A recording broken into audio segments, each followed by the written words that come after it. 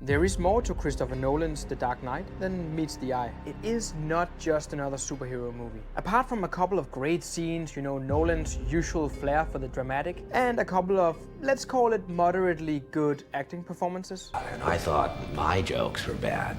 It is a meticulously crafted philosophical narrative that helps us explore the very nature of morality, political philosophy, and the balance between order and chaos. In this video, we're going to uncover the profound and often unsettling philosophical themes embedded in Nolan's masterpiece from 2008. The real meaning and symbolism of the characters, the core messages to be derived from the fight between Batman and the Joker, and a couple of other details, all of which are bound to confront our beliefs about security, freedom, and morality. But before we start out by dissecting the Joker, if you like what I'm doing, I would ask that you take a couple of seconds to subscribe to this channel. Come on, I want you to do it, I want you to do it. And of course, remember to hit the bell to get my latest videos upon release. Let's go. It is difficult, of course, to not start out with the Joker. A self-described agent of chaos, the Joker is not a conventional villain seeking wealth or power. You see, I'm a guy of simple taste. He is chaos incarnate, an anarchist who exists solely to dismantle societal structures. His every action in the film serves to expose the fragility of human morality and the constructs that hold civilization together. At a first glance, of course, it makes sense to interpret the Joker as a moral nihilist. And to some extent, this is true, but it's actually not the whole story when it comes to the moral philosophy of the Joker. Of course, he rejects traditional moral values and societal norms. He believes that concepts like justice, order, and morality are illusions upheld by fragile social structures. And for this reason, he frequently mocks Gotham's belief in fairness and order. If tomorrow I tell the press that, like, a gangbanger will get shot, or a truckload of soldiers will be blowing up, nobody panics. Because it's all part of the plan. Furthermore, we know that the Joker is not motivated by money or power, but rather by an intrinsic enjoyment of chaos. It's not about money. It's about sending a message. And yes, all of this naturally points in the direction of moral nihilism. But the thing is, the Joker character also has aspects that complicate the label of nihilist. The Joker expresses a deliberate purpose in spreading chaos and destruction, and violently exposing the truth about society and morality. Something which we typically do not see with true moral nihilism. And the Joker appears to believe that exposing the falseness of societal morality is a worthy endeavor. I try to show the schemers how pathetic their attempts to control things really are. And he seems to believe that people should embrace their freedom by rejecting imposed order and embracing the chaos that he sees as the true nature of the world. Something which actually points more in the direction of existential anarchism rather than pure nihilism. Introduce a little anarchy.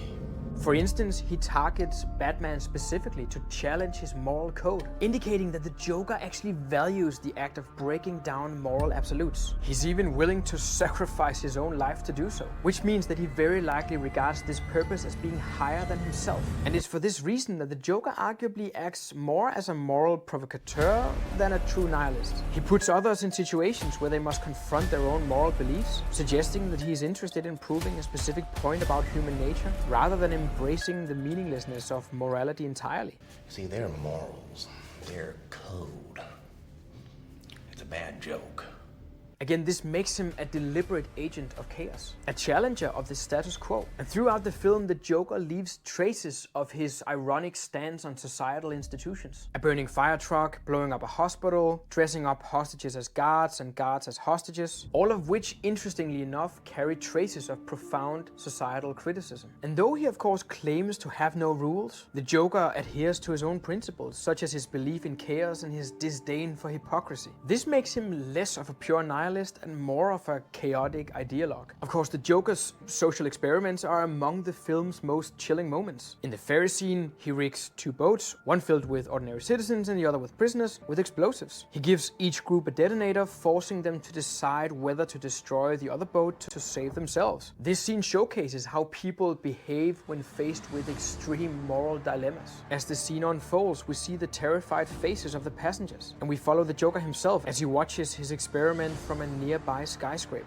In fact, the Joker's firm belief that people's morality crumbles under pressure, much rather than nihilism, instead reflects the philosophy of the famous philosopher Thomas Hobbes and his concept of the state of nature where life is nasty, brutish and short. However, Nolan chooses to complicate this by showing that both boats ultimately refuse to act. In the movie, this outcome is of course portrayed as a positive and moral thing, something which is definitely worthy of discussion. Arguably, it would be morally justified for both boats to push the button and blow the other boat up. Both boats are restrained by a scenario known as the second phase of power, where someone else, in this case the Joker, has given them only two possible options: die themselves or destroy the other boat. Of course, both boats decide to remain passive. Aboard the criminal's boat, this big guy throws the detonator out the window, and we as viewers are of course supposed to feel sympathy for him because he decided that, already being a criminal, perhaps even a murderer, he doesn't want to murder an entire boat filled with innocent people. Whoa, this guy is practically Jesus. And on the other boat, the reason why no one pushes the button is because no one, including not a single individual from the majority which voted for pushing the button, has the stomach for blowing up a boat filled with criminals and murderers. I guess so much for majority rule, right? So in this case, mothers, fathers, sisters, brothers just condemned their own family members to die in order to save a bunch of criminals. In an ideal scenario, none of these people, not the civilians, not the criminals, should be murdered at all, of course. But again, we are dealing with a second phase of power scenario. Neither of those people voluntarily chose to be in that situation. And that means that the Joker ultimately holds responsibility for any death that might arise out of that scenario. You can't rely on anyone these days. You gotta do everything yourself. Don't we? Alright, moving on. Let's talk about the significance of the scars. Is it the scars? You wanna know how I got them? Now, the Joker's scars are a visual metaphor for Gotham City's moral and societal decay. Just as the Joker's face is permanently disfigured, Gotham is deeply scarred by systemic corruption, crime, and hypocrisy. In the film, the Joker gives us two different and mutually exclusive explanations for the origin of the scars, and he of course attempts to give a third. Firstly, of course, to the mobster Gamble. My father was a drinker and a fiend. The Joker recounts a childhood trauma where his alcoholic father mutilated him, saying, Why so serious? This story paints the Joker as a victim of abuse and domestic violence, evoking pity and fear. Then to Rachel Dawes. So I had a wife. She was beautiful, like you. He claims to have carved the smile himself to comfort his disfigured wife, who later abandoned him. This version, of course, highlights betrayal and self-inflicted suffering, turning the Joker into a tragic figure consumed by bitterness. None of these stories, of course, check out related to each other, and it does not matter. The point of these stories is not to give us an actual glimpse of the Joker's origin story. On some level, the fact that the Joker changes his stories is a deliberate reflection of his chaos and unpredictability. And you could argue that these conflicting narratives serves no other purpose than to confuse and unsettle those who hear them. However, by refusing to reveal the truth, the Joker also exposes a deeper reality, namely that it does not matter where his scars came from, because the scars are not about the past. Instead, they represent something in the present society, just like the Joker himself does. Now, the Joker's scars are grotesque and obviously uncomfortable to look at, and it is an important detail that the Joker forces his victims to look at him and his scars while he tells the story, or when he kills them. Symbolically, the scars force those who look at him to confront something disturbing, something dark, something they would rather not see. Does it depress you, Commissioner, to know just how alone you really are? Similarly, the Joker's actions expose the underlying wounds of Gotham, its corrupt officials, its morally compromised heroes, and its fragile social order. And the point is to show how all of these people, all of Gotham's citizens, much like the Joker's victims, prefer to look away from these truths. Instead, they hide behind the illusion of order, ignoring the deep rot beneath the surface. The scars twist the Joker's face into a permanent grotesque smile, a cruel parody of optimism and the appearance of civility, symbolizing how Gotham itself wears a similar false smile. Its institutions claim to uphold justice and order, yet crime and corruption run rampant. The so-called White Knight of Gotham is himself a violent and unstable individual. You'd leave a man's life to chance. Now, what makes this really interesting is that the Joker's scars also stand in contrast to Bruce Wayne's own trauma. Both Batman and the Joker are of course shaped by pain, but they respond to it in fundamentally different ways. To them, you're just a freak. Like me. The Joker embraces his scars and turns them into his identity, while Batman's trauma is hidden behind his mask. And for the Joker, Batman represents the very illusion of order and morality, symbolized by the fact that Batman wears a mask while he himself does not. You just take off your little mask and show us all who you really are. In other words, for the Joker, the scars symbolize his rejection of societal norms and morality, his willingness to openly embrace chaos as the natural state of the world. His scars are outward, visible to everyone, a constant reminder of his philosophy that suffering is inevitable, and as mentioned before, that order is an illusion. When the chips are down, these civilized people, they'll eat each other.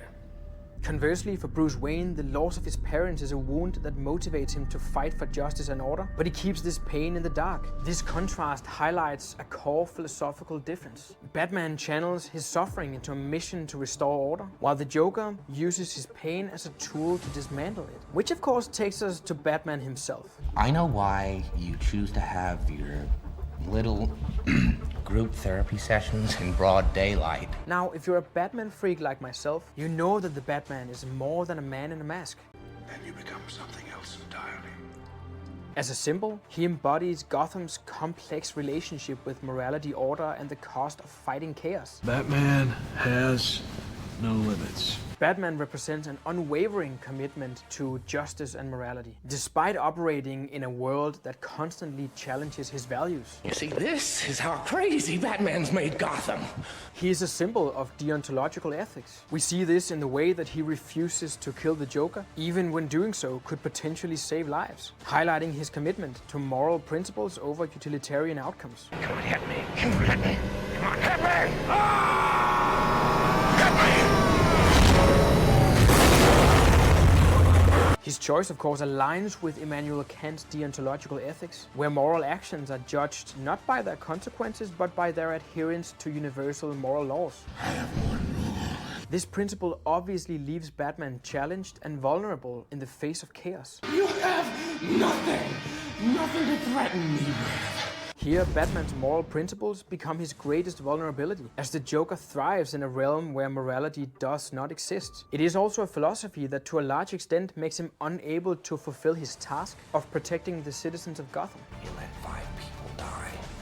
Batman's code is symbolic of the struggle to maintain moral integrity in a chaotic and morally ambiguous world. You either die a hero, or you live long enough to see yourself become the villain. But it also showcases the weakness of Bruce Wayne and the enormous challenge he faces when trying to rise above himself and become a symbol rather than a man. You're the symbol of hope I could never be. Because Bruce Wayne's problem with taking a life is not rooted in a deep philosophically Kantian orientation. Rather, it is a consequence of the psychological trauma that Bruce undergoes resulting from the murder of his parents.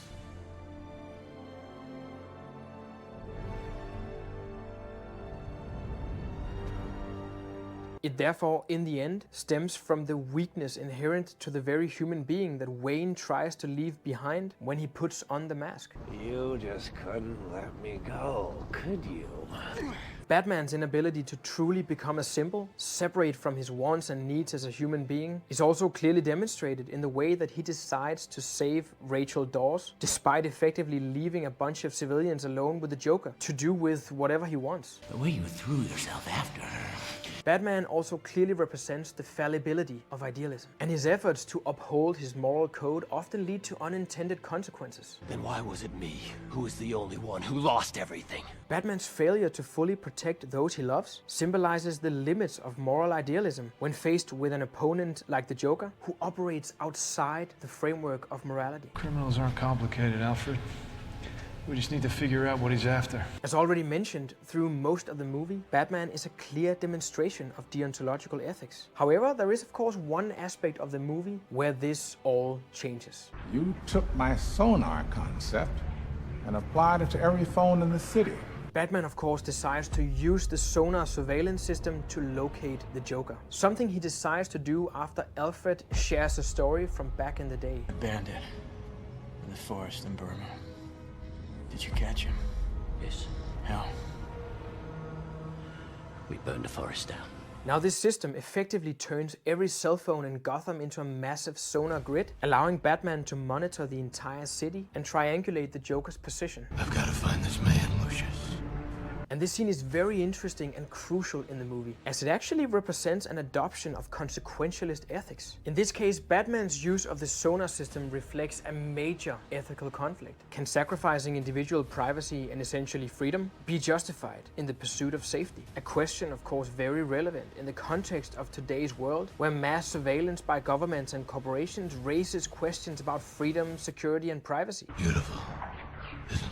The Sonar Project symbolizes the very fine line between justice and tyranny. While Batman's intentions are noble, the sheer invasiveness of the system echoes real-world concerns about surveillance states and the erosion of civil liberties. Unethical, dangerous. In this case, Lucius Fox acts as the voice of conscience, initially refusing to operate the system. This is too much power for one person. I'll help you this one time. But consider this my resignation.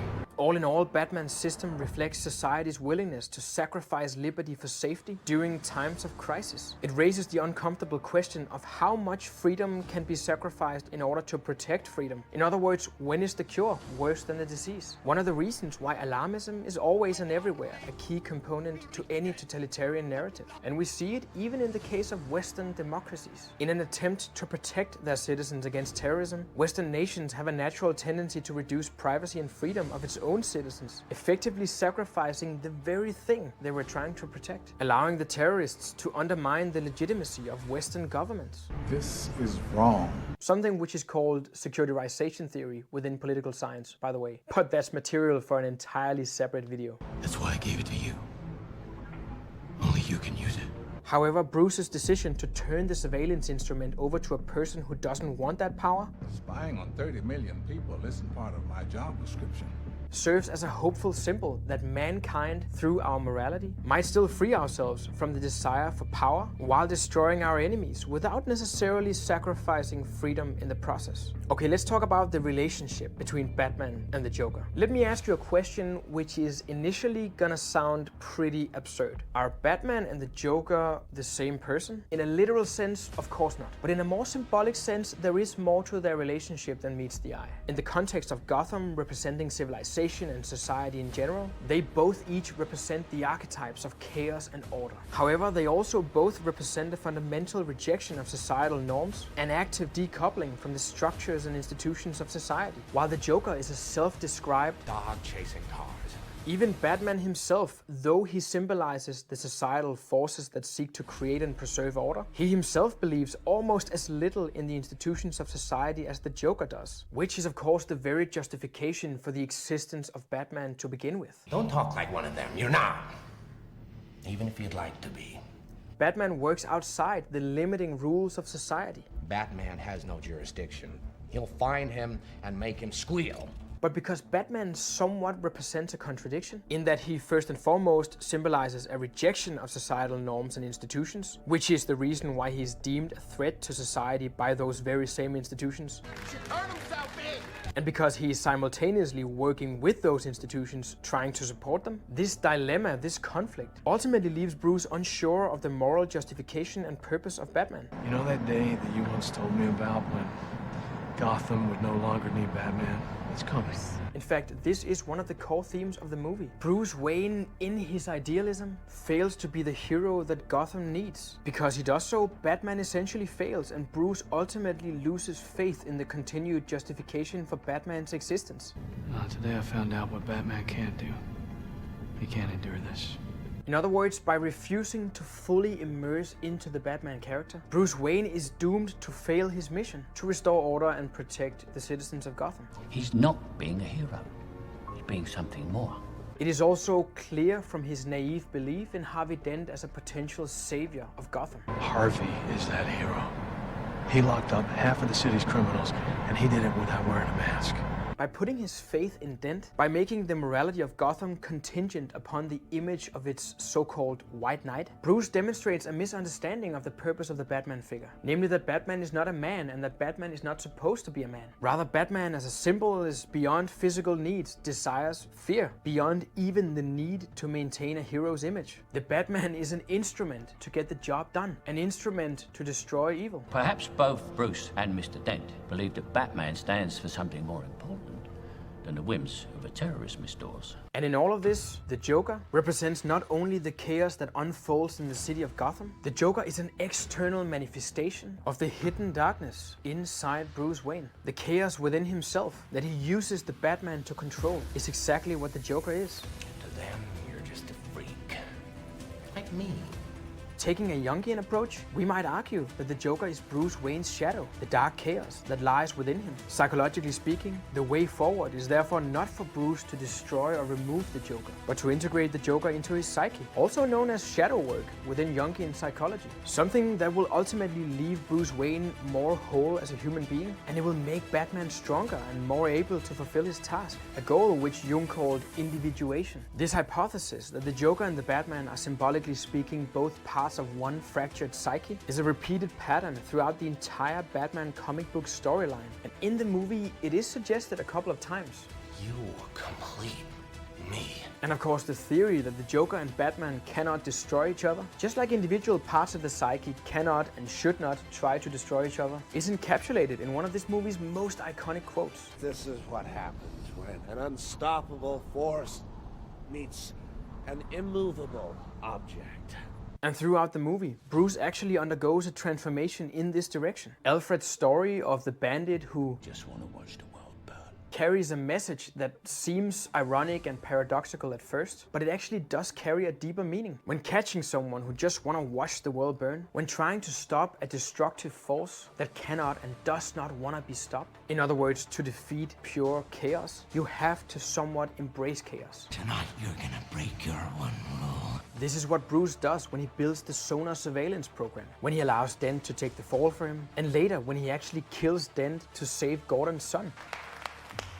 All in all, the Dark Knight narrative explores the moral philosophy underlying the choices made in those moments when chaos and order collides. From a psychological standpoint, how to deal with the chaos of the mind and of life, and the importance of integrating darkness. When something radical or violent threatens to destroy our beliefs, our sense of self, or in a more concrete manner, the society in which we live, do we choose to remain passive, refuse to destroy evil? A stance which is of course often portrayed as the moral one. Do we retain a rigid deontological principle-based stance of morality, even when it potentially compromises our ability to do what needs to be done? That was correct.